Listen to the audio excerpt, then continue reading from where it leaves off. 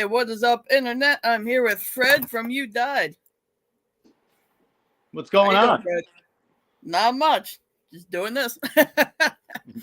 Thank God. All right. So, first of all, I have to ask, why is your band name You Died? Well, that's a good question, and it's a good thing I'm here because I'm the only one who will be able to answer that. I'm a super gamer nerd since back when it all started, and I've been a big fan of like '90s horror games, Resident Evil, and like later the Dark Souls series, and some of that kind of stuff. And as someone who's been playing drums for a very long time, I started this band during the pandemic, and I never played guitar. I never sang before, so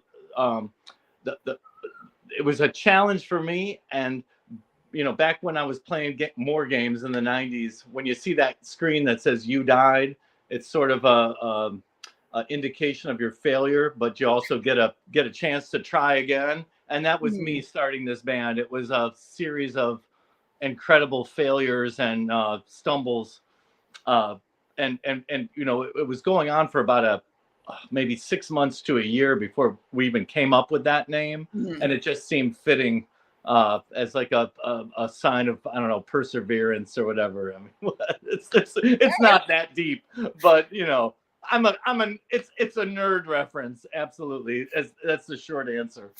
I like that. All right, so your new album, Machine Learning, comes out on the 18th. Yes.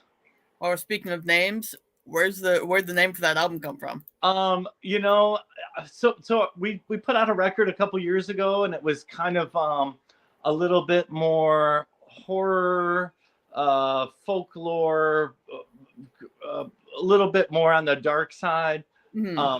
And this one, we don't do concept albums by any means, but this one is a little bit more sci-fi, a little bit more cyberpunk.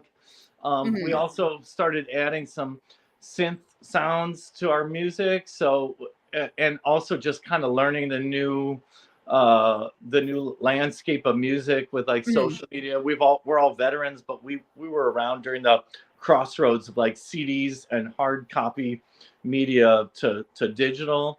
So machine learning, and plus like the advent of AI and stuff like that, it just seemed appropriate. And robots are cool. We already did demons and ghosts and stuff like that, so we're going robots on this one. All right. What are you doing?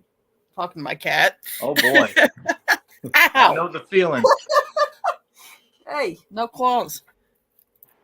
All right, so where'd the album artwork come from? Who did that? Yeah. Okay. So, wow, look at that. Yeah. So I've got a friend who lives out in LA. I used to, in my former life, I worked at a marketing agency, and my friend Eric Johnson worked with me, but he also kind of dabbled in other stuff. And cool thing about that artwork, he built that in the Unreal Engine, which is a video game tool. Okay. So we could maybe do some other things with that further on down the road, but he wasn't really, he's a great artist. He's been an artist for a long time, but he's new to that program. So we kind of, I kind of encouraged him to learn something new in exchange for giving us some really cool artwork. And it came out really nice. Like there's something on our Instagram where that's like fully animated. I've already had people accusing me that like AI created that. Right. But that was literally built from the ground up in a video game engine. Okay. Yeah, I wanted to ask about that because I'm like, that looks kind of AI, but I don't think you would do that. So, No, and in fact, I'd be going off on a tangent, but it's kind of worth it.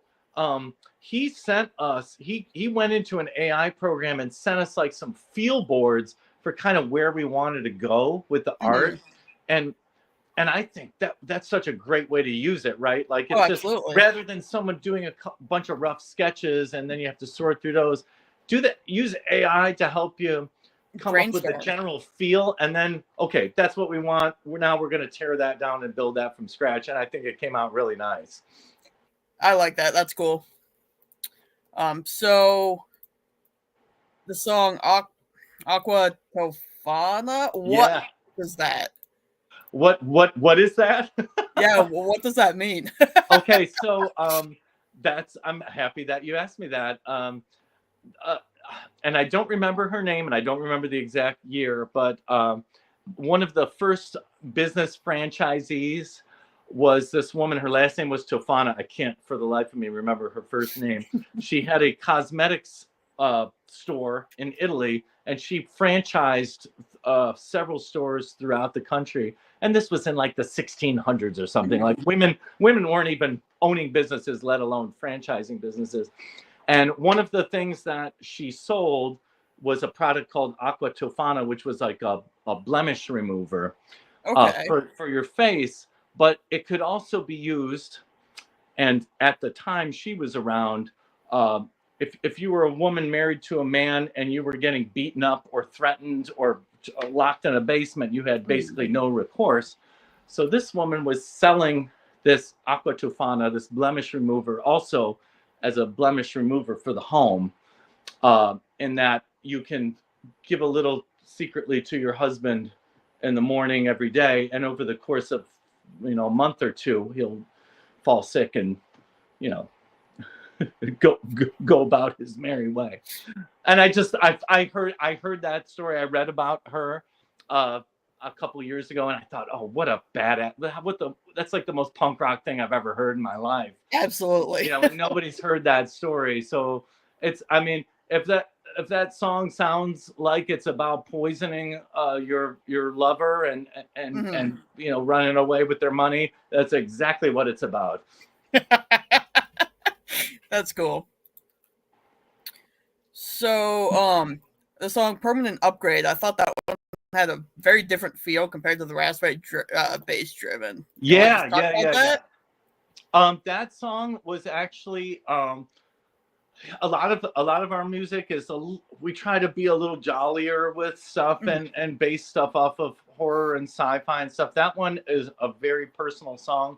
A friend of mine who I played in a band with in the early 2000s passed Mhm. away, and Okay. she was a very unique individual. She was super tough, was not loved by everyone by any means, but in the best of ways. And I wanted to write a song that was not not necessarily somber or macabre, or Mhm. certainly not upbeat, and definitely not show offy at all. So there's a lot more. There's a lot of pre-programmed bass on that, and we took some other liberties, Mhm. just because I wanted it to be more about the story of her and not so much about the musicality of it.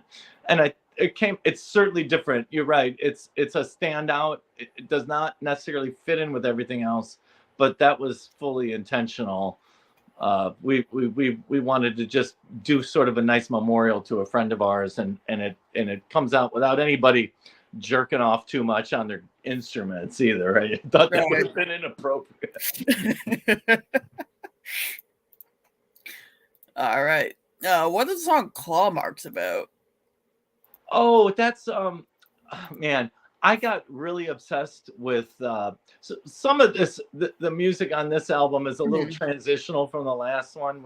There's still quite a bit of stuff that's based in like folklore and folk Mhm. stories. And Claw Marks is I mean, it's a pretty basic thing, and it's a story that's been heard a lot where someone's been buried, and they suspect that they might still be alive. They dig up the coffin, and there's scratch marks inside. So I mean, that's the basic premise, but it's analogous to any of us who have been in sort of Mhm. insurmountable circumstances and had to beat their way out of this situation. So it's kind of a cheap analogy, but it sounds kind of cool.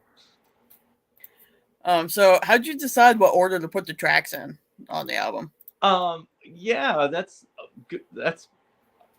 a great question. That was and the reason that I hesitate there is because that was something that took us a long time to figure out. Mhm. We really wanted to come out kind of hard and strong and stay true to what we were what we've done on the last album. We're kind of all punk rockers at heart. Right. So the first 3 songs are pretty fast paced, and then we break it down into something weird. We bring it back up, and honestly, on the vinyl, that when you flip it, it's more of more out of our league a little bit. Like we kind of have a groovier song on the first part of that, and then we go into that Susie and the Banshees cover, and kind of we have an instrumental on that side. I really did want it to feel like it had movements to it. That's a little pretentious, but you can only take so much 4/4 on the floor punk rock before you need a little bit of a break. I mean, maybe it's just because we're all getting a little older and we need a little bit of a break. But it felt good. That was really what made sense to us. But yeah, that there was a lot of thought that went into that for sure. All right. I just wanted to say I really like the song "Boss Fight." I'm like, wait a minute, when do we step our toes into like almost power metal? Yeah, a little bit. It's almost bordering on a little cornball there. Yeah, it was cool. We wanted to do an instrumental, and that one, it just. So actually, this is interesting too. It's only interesting if anybody else thinks it is. But where that kind of came from. Obviously, I'm a gamer, and I kind of know what that boss fight song sounds like. Right. Peter, our guitar player, and I play in I play drums and he plays bass in a Celtic band called the Tossers, which have been around for like 30 years, and they were kind of at the forefront of like Celtic punk rock, and those kind of like some of the riffs in that song are definitely, if you were to hear them on a mandolin or a banjo or a fiddle, they kind of fit into that. So there was a part of me that kind of wrote that as like a celebration of the other projects the rest of us have done together in the past. So, but yeah, it came out a little bit like you almost expect it to be on like Beat Saber or like Guitar Hero or something. It's got a little cornball metal to it, but that's at least I'm not singing anything over it. Yeah. Did you have any struggles with making this album come to fruition, like technical or otherwise? No, not really. So everybody in this band plays in a lot of other bands. It's my baby, and I was lucky enough to have these guys come in who are really, really good at what they do. And just I've been playing in bands like that for years. So just scheduling the actual recording times, having to build out a release date and then build that backwards with everybody. Literally Ronnie, our drummer, is on tour with another band right now. Just, it's so boring to say, but like scheduling people, we don't get in fights. No one doesn't show up because they're drunk or high or something. Like, we still have problems, but they're like adult problems now. But it all went really smoothly. The studio that we record in, I've been recording with the studio engineer for 20 years, and he's just he's a mastermind. It ain't cheap and it ain't easy, but he gets it done right. I would never go to anybody else to do this kind of stuff unless someone offered it to me for free. I have a price. It's $0. We got a couple of comments. Hey, what's up, EBM Worldwide? And Amber says this interview is incredibly interesting, and I'm excited about the album release. Oh goodness, Amber sounds like an AI. I'm not incredibly excited about anything. I got dinner on the way, and I'm Amber, are you an AI? Amber, you're part of the problem. So you did a music video for the song Armored Core. Yes.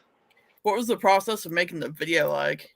That process was accidentally stumbling upon one of the best music video directors I've ever met in my life. Okay. Sarah Guru, and Andrew Melzer is his name. They both teamed up on this. They got a location for us for next to nothing. They work Mhm. super fast, and I've done a lot of music videos before that are kind of like fly by the seat of your pants. They came in. They had a 16-person crew.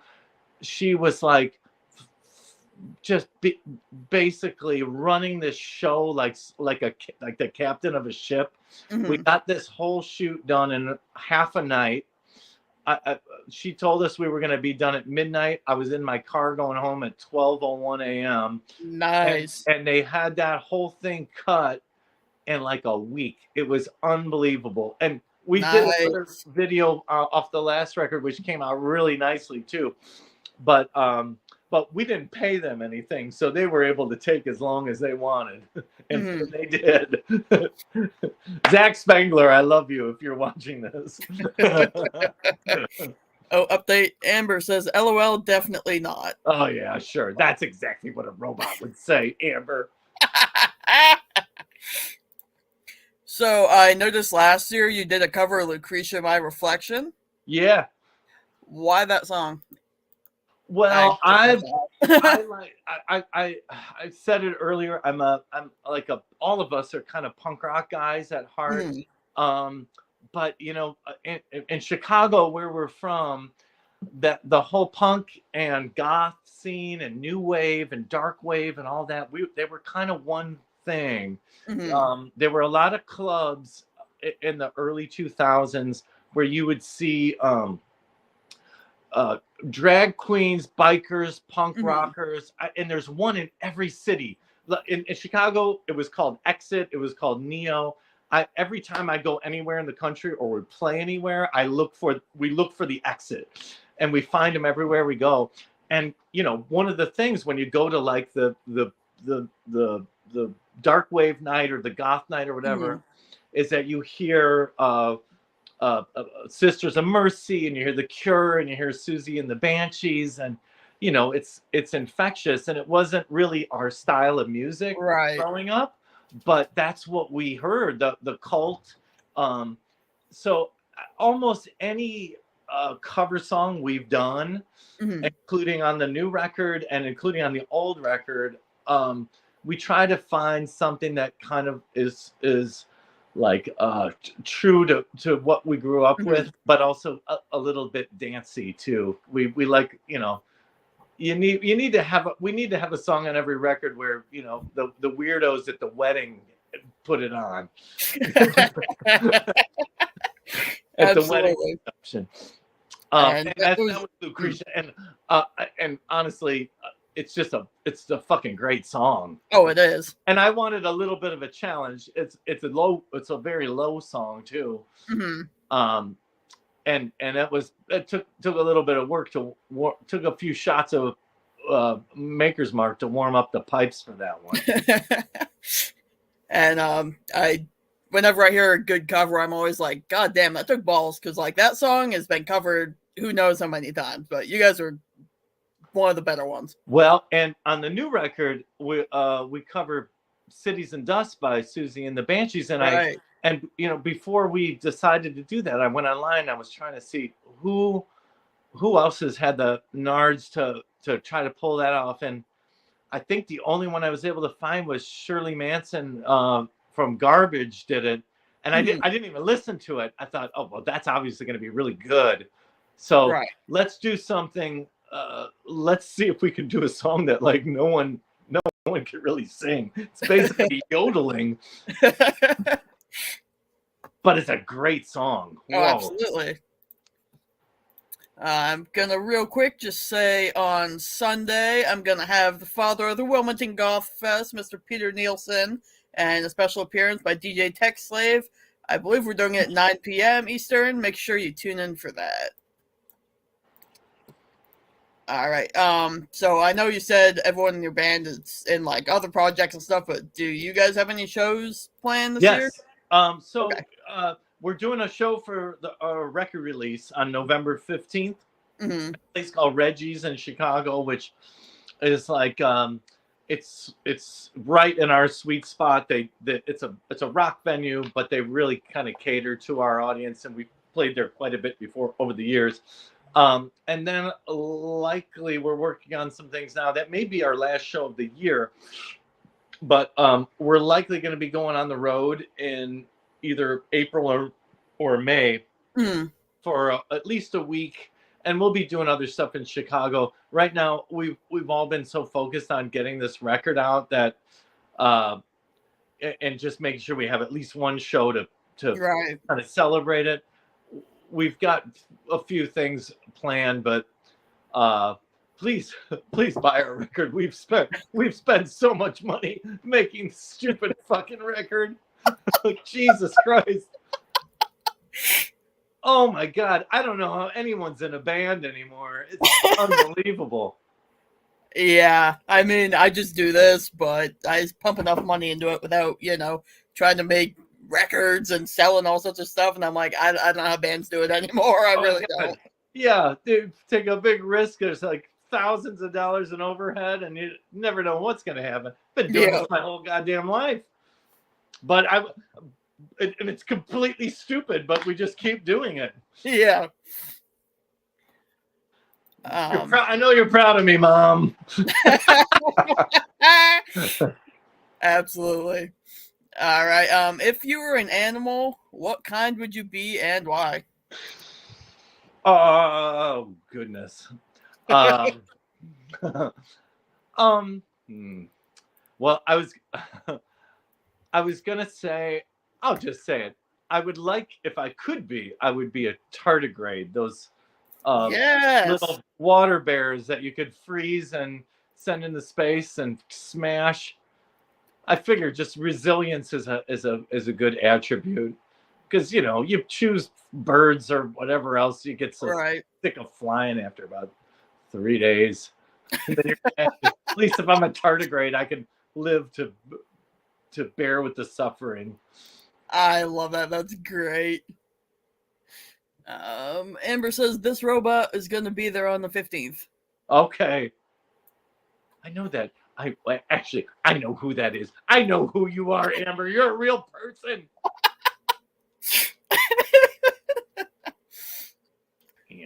I saw the last name. You're not a robot after all. Are you sure? No one's ever really sure, but I got. It's very hard to read these words popping up on my screen. Anyway, solved it. We solved the mystery tonight. We did solve the mystery. I'd say that was a successful interview if you solved a mystery. Yes. Where can people find you and stay up to date with what you're doing? Oh dear. Oh dear. I lost you for a second there. Where can people find me? For a second. I disappeared. End of the interview. What socials are you on? Where can people follow and stay up to date? We're on Instagram and Facebook. Please go to our YouTube channel and watch our new video. We have quite a few views. I think we are about to hit a milestone on that. I don't know. I think we have a TikTok. We don't have time for all that shit. I really should be on this. I should be on Twitch.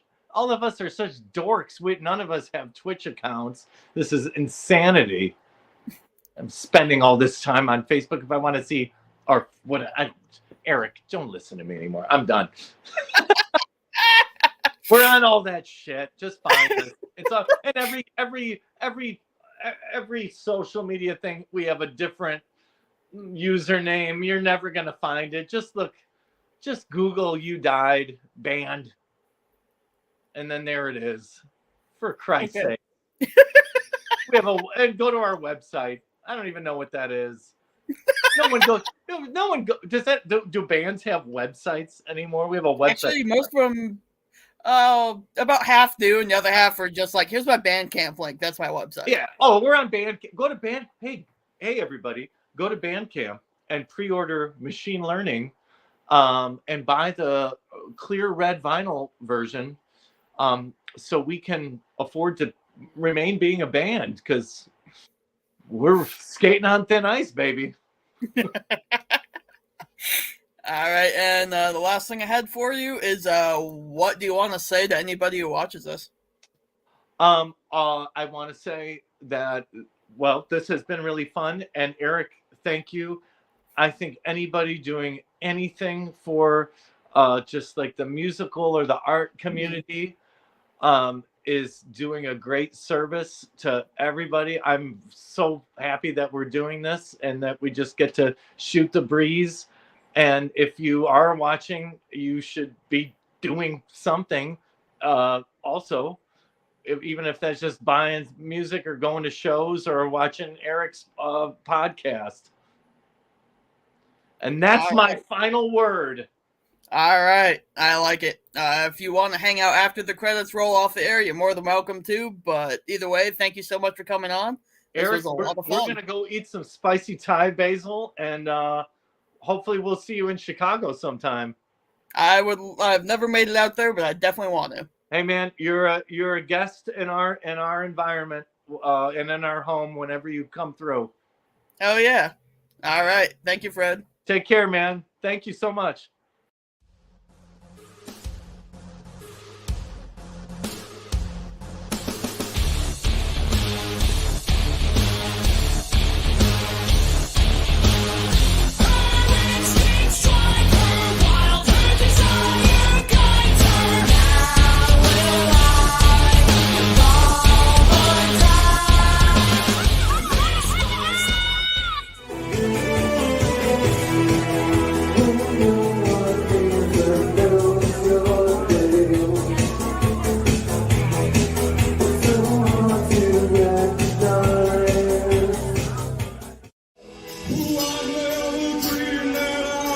Somebody